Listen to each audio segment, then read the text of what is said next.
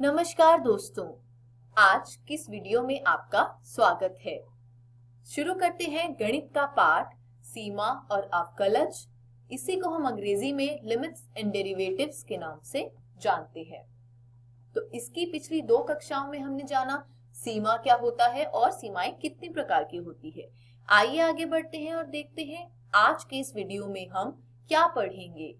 अवकलज एवं अवकलज का प्रथम सिद्धांत। तो चलिए शुरू करेंगे अवकलज की परिभाषा से।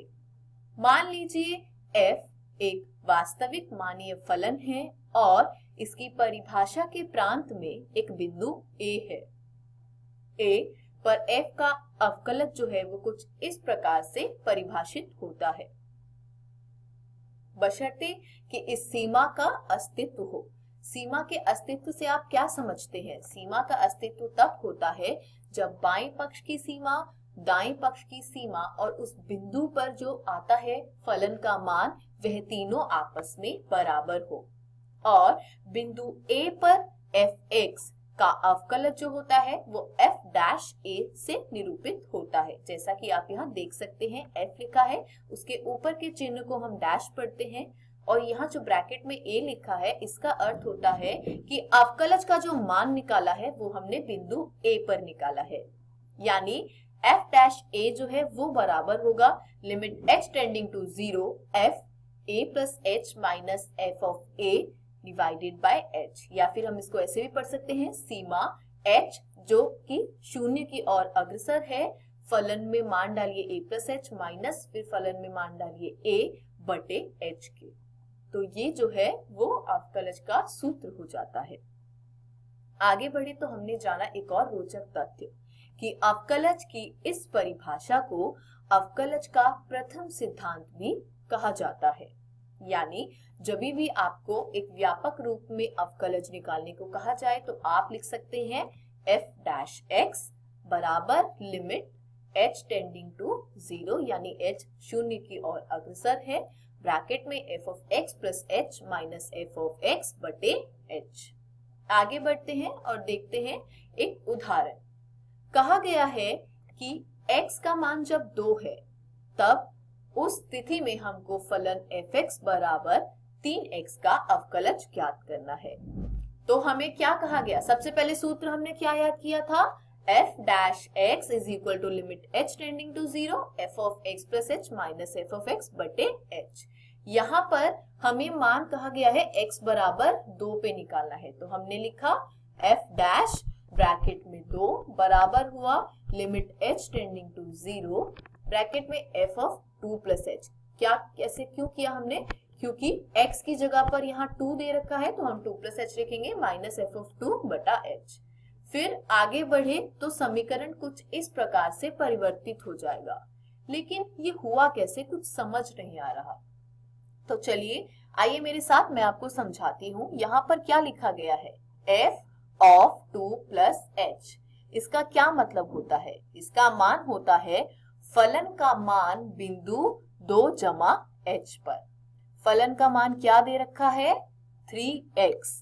तो x जहां पर भी है वहां आप लिख देंगे 2 प्लस h। देखिए 3 लिखा है, वही ब्रैकेट में x की जगह आपने लिख दिया 2 प्लस h। ठीक उसी प्रकार जब लिखा है माइनस f ऑफ 2 मतलब x की जगह पर 2 लिखना है तो आपने क्या किया? 3 के साथ 2 लिख दिया। इसी प्रकार जब इस समीकरण को हल करेंगे तो 3 गुना 2 6, 3 h से गुना हुआ तो प्लस 3h माइनस 6 बटे में h। यहाँ तक आपको समझ आ गया होगा। 6 से 6 कट जाएगा तो limit h tending to 0 3h by h बचेगा, जैसा कि आप यहाँ देख सकते हैं। और h जब 3h को भाग देगा तो प्राप्त होता है हमको 3। अब 3 के साथ h है नहीं तो वहां सीमा लगाने का कोई मतलब नहीं बनता। अतः x बराबर 2 पर फलन 3x का अवकलज 3 है।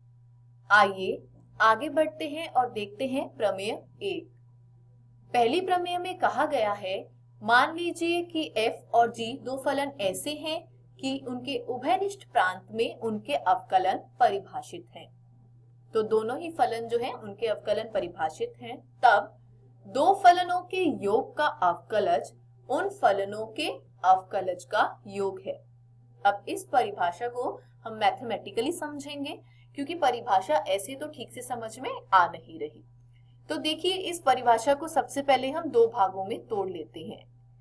पहला भाग है कि दो फलनों के योग का अवकलज, मतलब हमें दो फलन लेने हैं, उनका योग करना है। जैसा कि आप देख सकते हैं fx प्लस gx दो फलन है, उनका योग कर लिया और पूरे का अवकलज ले लिया। तो ये जो है वो बराबर होता है उन फलनों के अवकलजों के योग के। तो पहले फलन का अवकलज लिया, दूसरे फलन का अवकलज लिया और उनको जोड़ दिया। तो हमने क्या सीखा, आप फलनों को जोड़कर फिर जो आता है उसका अवकलज ले लीजिए, या दोनों ही फलनों का अवकलज लेकर उनको जोड़ दीजिए। आपको जो उत्तर प्राप्त होगा वो बराबर होगा। आगे बढ़ते हैं, देखते हैं अगला बीजगणित। प्रमेय का जो पहला भाग है वो ठीक वैसा ही है। f और g दो फलन हैं और उनके उभयनिष्ठ प्रांत में उनका अवकलन परिभाषित है।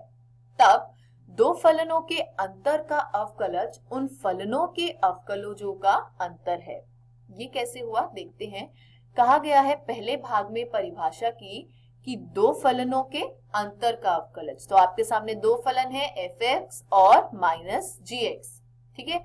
तो इन दो फलनों का जब आपने अंतर लिया और उस पूरे का अवकलज लिया, तो वो बराबर हो जाता है उन फलनों के अवकलजों के अंतर के। यानी उन दोनों फलनों का आप अलग अलग से अवकलज ज्ञात कीजिए और उनका अंतर ले लीजिए।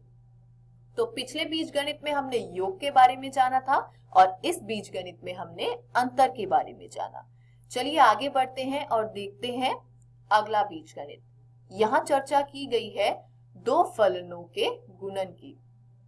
तो देखिए, दो फलन आपको जो दे रखे हैं वो है fx और gx। तो इनका आपने क्या कर लिया, गुणन कर लिया। गुणन करने के बाद आपने क्या किया, इसका अवकलज लिया। तो वो कैसे निकलता है, पहले ये जो fx है, दो आपके सामने फलन होंगे। पहले क्या करिए, पहला जो भी आपका फलन है उसका अवकलज ले लीजिए और दूसरे फलन के साथ उसका गुना कर दीजिए। फिर योग का चिन्ह लगाते हुए दूसरे फलन का अवकलज ले लीजिए और पहले जिसका आपने अवकलज लिया था उसको वैसे ही गुना में कर दीजिए। दोस्तों, यहाँ ध्यान देने वाली बात ये है कि ये बीजगणित जो है वो बहुत ही सरल होते हैं। आप इन सभी सूत्रों को यदि याद कर लें और अच्छे से समझ लें तो इस पर आने वाले प्रश्नों को आप बहुत ही सफलतापूर्वक हल कर सकते हैं और इनसे आपको अच्छे अंक आराम से मिल जाएंगे, क्योंकि इस पार्ट से कम दो प्रश्न तो आते ही हैं। आगे बढ़ते हैं, आप देखते हैं प्रमेय 2। प्रमेय 2 में कहा गया कि किसी गहन पूर्णांक n के लिए f of x, यानी यदि फलन जो है वो ऐसे परिभाषित हो कि x की घात n, तो उसका अवकलज होता है nx और उसकी घात n-1। इसका उपयोग हमको बहुत जगहों पे करना होगा। आपको सीधा प्रश्न भी आ सकता है कि x की घात 6 दे दे या 5 दे दे, या फिर इसका उपयोग हम अगले विषय में कर सकते हैं। आइए बढ़ते हैं अगले विषय की ओर, बहुपदों और त्रिकोणमितीय फलनों के अवकलज। तो इसमें देखिए हमने तीसरी प्रमेय, मान लीजिए f of x बराबर है an xn plus an-1 xn-1, इसी प्रकार से बढ़ता हुआ जा रहा है a1x प्लस a0 तक। तो ये जो है वो क्या है, एक बहुपदीय फलन है जहां सभी संख्याएं जो है वो वास्तविक हैं और an का मान जो है वो 0 के बराबर नहीं है, यानी x की घात n जो है वो परिभाषित है।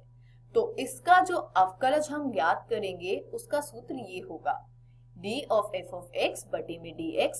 तो ये कैसे आया, हमें पता था पिछली प्रमेय में कि x की घात n हो तो वो होता है nx n-1।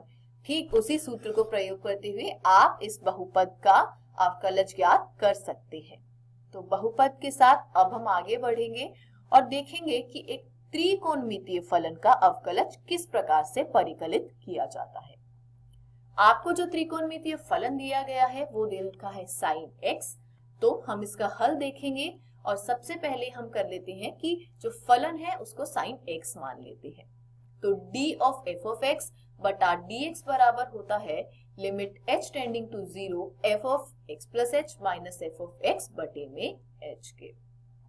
अब जैसे हम पहले कर रहे आ रहे थे, तो f of x plus h यानी फलन का मान x प्लस h पे, तो फलन क्या है, साइन है, तो वहीं पे आप लिख देंगे साइन x प्लस h और fx की जगह साइन x। अब इसको जब आप आगे हल करेंगे तो सूत्र उपयोग होगा sine a minus sine b का, जिससे आपको मिल जाएगा ये सूत्र जो समीकरण हमने ज्ञात किया है। इसको आप जब आगे हल करेंगे तो आपको प्राप्त होगा cos x इंटू 1 यानी cos x। तो sin x का जब आप अवकलज ज्ञात करेंगे तो आपको प्राप्त होता है cos x। इसी के साथ आज का हमारा ये अवकलज पे जो अध्याय था वे समाप्त होता है। आज हमने जाना अवकलज के बारे में और अवकलज के प्रथम सिद्धांत के बारे में। आशा करती हूँ आपको ये पाठ समझ आया होगा। घर जाइए, आपका जो अध्याय 13 है आपकी बुक में, उसमें देखिएगा 13.2 इस प्रश्नावली को आज हल करने का प्रयत्न कीजिएगा। किसी भी प्रकार के संदेह एवं सहायता के लिए हम हमेशा उपलब्ध हैं। धन्यवाद।